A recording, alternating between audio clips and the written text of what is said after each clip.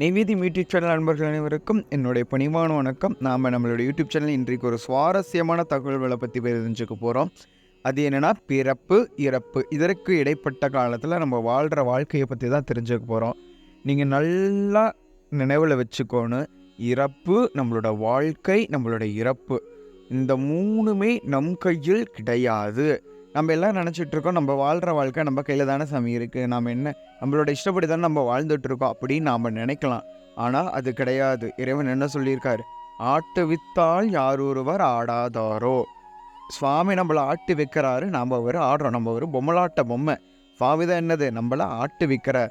அப்போ பிறப்பும் நம்மளோடது கிடையாது, நம்மளோட வாழ்க்கையும் நம்மளோடது கிடையாது, நம்மளோட இறப்பும் நம்ம நிர்மாணிக்கிறது கிடையாது.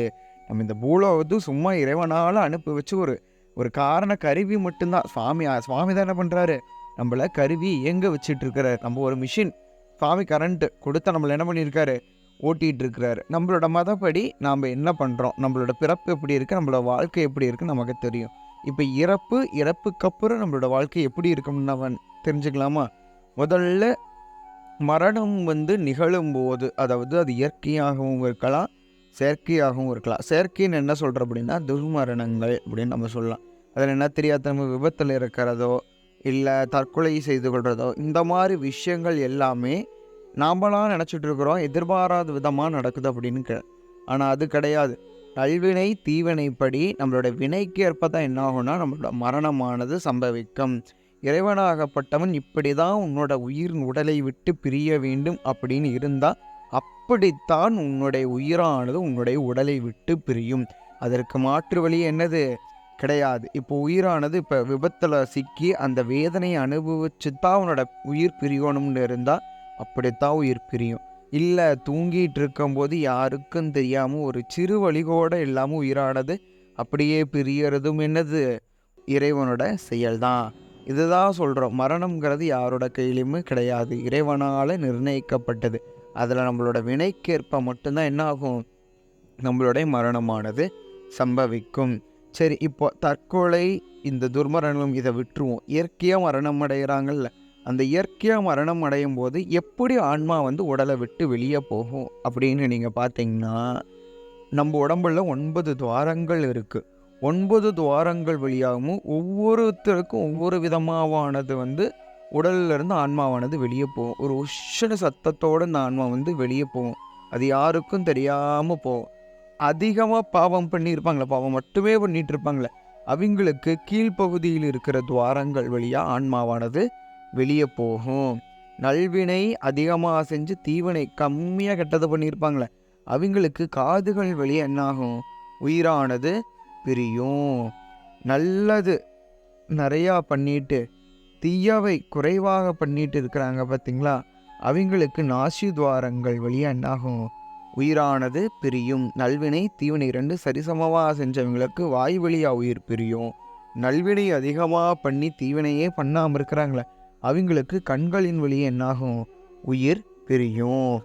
இப்போது இதில் ஒரு சிலர் விதிவிலக்கு யார் வருவாங்கன்னா, ஞானிகளும் முனிவர்களும் சித்தர்களும், இவங்களுக்கெல்லாம் உயிர் இந்த நவத்வாரங்கள் வழியாக போகாது.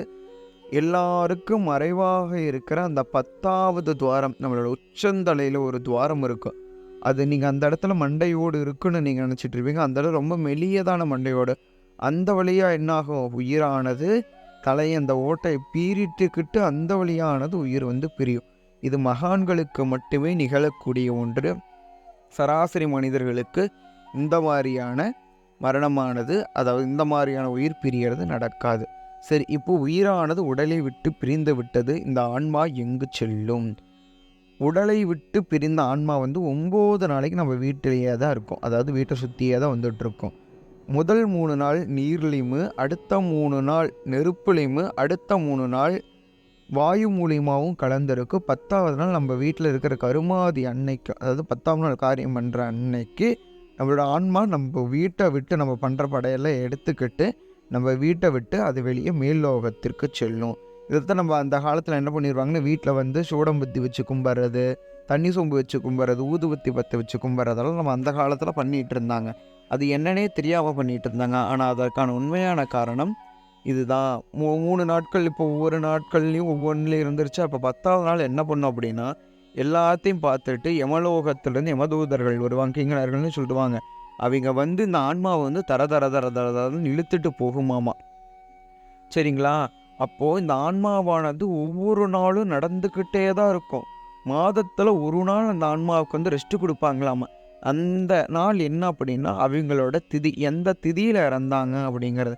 பௌர்ணமி மாதத்தில் வர்ற பௌர்ணமிக்கு அடுத்து வளர்பிறையில் வர்ற ஏகாதசி அன்னைக்கு இறந்தால் அந்த ஏகாதசி அன்னைக்கு அவங்களுக்கு ரெஸ்ட்டு கிடைக்கும். அந்த சமயமாக பார்த்து நம்ம பௌர்ணமியில் வர்ற, அதாவது பௌர்ணமிக்கு அடுத்து வர, அதை பௌர்ணமிக்கு அடுத்து வர்றது வந்து தேய்பிறை, பௌர்ணமிக்கு அடுத்து வர்றதுல வந்து தேய்பிரையில் வந்து நம்ம ஏகாதசியில் திதி கொடுத்தா அந்த பிண்டம் கொடுக்கும்போது அந்த உணவானது அவங்களுக்கு போய் சேரும். இந்த மாதிரி ஒரு வருட காலம் வந்து யமலோகத்துக்கு போகுமாமா. அங்கே போய் தீர்ப்பு என்ன கொடுப்பாருன்னா, நீங்கள் நல்லது பண்ணியிருந்தால் நல்லதுக்கு சொர்க்கத்துக்கும், தீவினைகள் அதிகமாக பண்ண நரகத்துக்கும் போவோம். இப்போ நரகத்துக்கு போயாச்சா, நரகத்திலிருந்து நம்மளோட வினைகள்லாம் மொத்தமாக கழிஞ்சதுக்கப்புறம் நம்மளுக்கு மறுபடியும் என்ன தான் வரும்?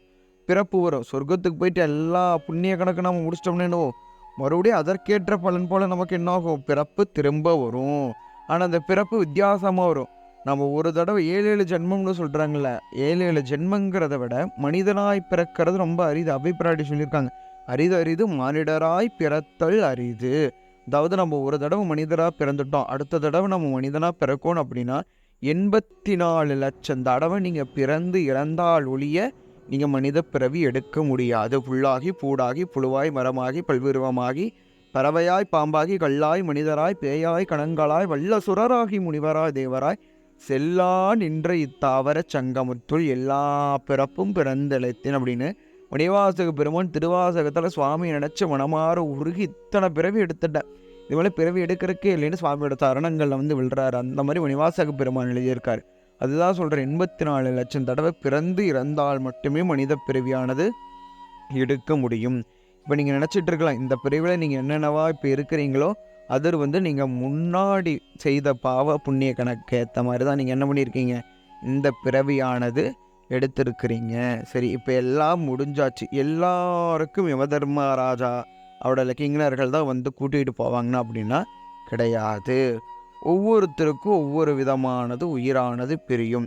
நீங்கள் நல்லா கேட்டிருப்பீங்க, மார்கண்டேய புராணம் கேள்விப்பட்டிருப்பீங்க. அதில் யமதர்மராஜா என்ன பண்ணுவார், மார்கண்டேயனோட காலம் முடிஞ்ச உடனே அவன் மேலே பாசக்கயிறை வீசுவார். அப்போ அவன் வந்து என்ன பண்ணிகிட்டு இருப்பான், சிவபூஜனை பண்ணிகிட்டு இருப்பான். அப்போ சிவபூஜை பண்ணிகிட்டு இருக்கும்போது என்ன ஆகும்னா, இந்த பாசக்கயிறை வீசும்போது அது சுவாமி மேலேயே சேர்த்து விழும். அப்போ சுவாமி வந்து என்ன பண்ணுவார், காலசம்ஹாரம் பண்ணுவார். சரிங்களா?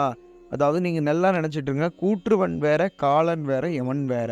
யமனோட கீழே இருக்கிறவன் தான் யார், காலன். அப்போ என்ன ஆச்சு, கால சம்ஹார மூர்த்தி காலன் என்ன பண்ணியாச்சு, சம்ஹாரம் பண்ணியாச்சு. இன்னொன்று திருவேடம், அதாவது திருநயரை பூசி கண்டிகை பூசி இருக்கிறவங்களை கூட்டிகிட்டு போகிறதுக்கு யமலோகத்திலிருந்து கிங்கணர்கள் வரமாட்டாங்க. அடியார்களை தொடருக்கு யார் தான் வருவாங்க, கைலாயத்திலிருந்து பூதகணங்கள் தான் வரும். பூதங்கள் தான் நம்மளோட ஆன்மாவை என்ன பண்ணும், புடைசூழ, அதாவது அடியார் புடைசூழ கைலாயத்திற்கு அழைத்து சொல்லுமாமா. அது வந்து அடியார்களுக்கே உண்டான சிறப்பு. வைணவடியார்களுக்கு அதுதான், அம்பாள் தாசர்களுக்கும் அதே தான். அவங்க லோகத்தில் அம்பாலோடையோ சுவாமியோடையோ பெருமாளோடையோ போய் ஐக்கியமாவாங்க. அதுதான் அவர்களுடைய அது நியதி. அதே மாதிரி பூஜை பண்ணிகிட்டு இருக்கும்போது இயற்கையாக வந்து பூஜை பண்ணிகிட்டு இருக்கும்போது யமனுக்கு வந்து உயிரை பறிக்கிறதுக்கு அனுமதி கிடையாது. அதே மீறி உயிரானது பிரியுமாகினால் அந்த சமயமே இறைவனுடன் கலந்து விடும். அதுதான் நம்மளோட நம்பிக்கைப்படி உயிரானது பிரிந்ததுக்கப்புறம் இருக்கிற நிலைகள். இப்போ நம்ம ஒவ்வொரு விஷயத்துலையும் நம்ம பார்த்துட்டோம், எந்தெந்த விஷயத்தில் உயிரானது எப்படி இருக்குது அப்படின்ட்டு. இந்த ஆன்மாவுக்கு வந்து உருவமும் கிடையாது, அருவமும் கிடையாது, அருவுருவமும் கிடையாது. அதில் எல்லாருக்கும் அப்பாற்பட்ட நிலை இறைவனோட திருவுருளால் இருக்கிற நிலை. நம்ம யாராலும் என்ன பண்ண முடியாது, ஒரு உயிரை பார்க்க முடியாது. சரிங்களா? இப்போ உயிரானது என்னாச்சு, ஒரு பிறவிலிருந்து அடுத்த பிறவிக்கு போகும்போது அதனோடு தொடர்புடைய சில விஷயங்களை கொண்டுட்டே தான் போயிட்டுருக்கும். இப்போ திடீர்னு அவனுக்கு என்ன ஆகும், திடீர்னு அவனுக்கு ஏதோ ஒரு விஷயத்த அதிகமாக கான்சென்ட்ரேட் பண்ணிகிட்டு இருப்பான். இப்போ ஒருத்தனுக்கு வரைகிறது இன்ட்ரெஸ்ட்டாக இருக்கும், ஒருத்தனுக்கு டான்ஸ் இன்ட்ரெஸ்ட்டாக இருக்கும். இந்த மாதிரி விஷயங்கள்லாம் முன் ஜென்மத்தோட தொடர்பு தான் இந்த ஜென்மத்திலையும் இருக்கும். போன ஜென்மத்தில் நம்ம என்ன பண்ணியிருந்தோமோ அதுதான் எந்த பிறவிலையும் நமக்கு இருந்திருக்கும். ஆனால் நம்மளோட நிலை வேறு மாதிரி இருக்கும். போன இதில் வந்து அவன் செம ஆர்டிஸ்ட்டாக இருந்திருக்கலாம், ஒரு பெரிய பள்ளிக்கூடத்தில் இருந்திருக்கான், ஹெட் மாஸ்டராக கூட இருந்திருக்கலாம். ஆனால் இந்த இதில் அவன் பெரிய பணக்கார வீட்டில் ஒரு மெடிக்கல் ரெப் இருக்கிற வீட்டில் போய் அவன் இருந்திருக்கலாம். மெடிக்கலுக்கும் டிராயிங் சம்மந்தமே இல்லாத மாதிரி இருக்கும். இந்த மாதிரி நமக்கு என்ன ஆகும், பிறப்பானது மாறுபடும். இப்போ வந்து நம்ம பிறப்பு இறப்பு பற்றி பார்த்துட்டோம். இனி வர்ற அடுத்தடுத்த பதிவுகளில் ஒவ்வொரு புது புது தகவல்களை நம்ம தெரிஞ்சுக்கலாம். நம்ம எதுக்கு எதை பயன்படுத்துகிறோம், நம்ம பூஜைக்கு பயன்படுத்துகிற ஒவ்வொரு பொருள் என்ன, இதனால் என்னென்ன காரியங்கள் நடக்குது, இதுக்கு என்னான பலன்கள் என்ன அப்படிங்கிறத பற்றி பார்க்கலாம். உங்களுக்கு இந்த மாதிரி பூஜை சம்மந்தப்பட்டமான விஷயங்கள் ஏதேனும் சந்தேகம் இருந்தாலுமே கமெண்ட் பாக்ஸில் வந்து சென்ட் பண்ணுங்கள். உங்களுக்கு ஏதாச்சும் கமெண்ட், ஏதாவது உங்கள்கிட்ட இருக்கிற கேள்விகள் என்ன பண்ணுங்கள், ஷேர் பண்ணுங்கள். நான் அதற்காக உங்களுக்கு விடைகளை வந்து நான் உங்களுக்கு ஒரு பதிவாகவே போடுறேன். மேலும் இதுபோல் பல சுவாரஸ்யமான தகவல்களை தெரிஞ்சுக்க நம்மளோட யூடியூப் சேனலை மறக்காமல் சப்ஸ்கிரைப் பண்ணிடுங்க. அப்படியே பக்கத்தால் இருக்கிற பெல் ஐக்கானை கிளிக் பண்ணிக்கோங்க. அப்போ தான் நான் போடுற ஒவ்வொரு புது தகவல்களும் உங்களை வந்து சேரும். நன்றி, வணக்கம். திருச்சிற்றம்பலம்.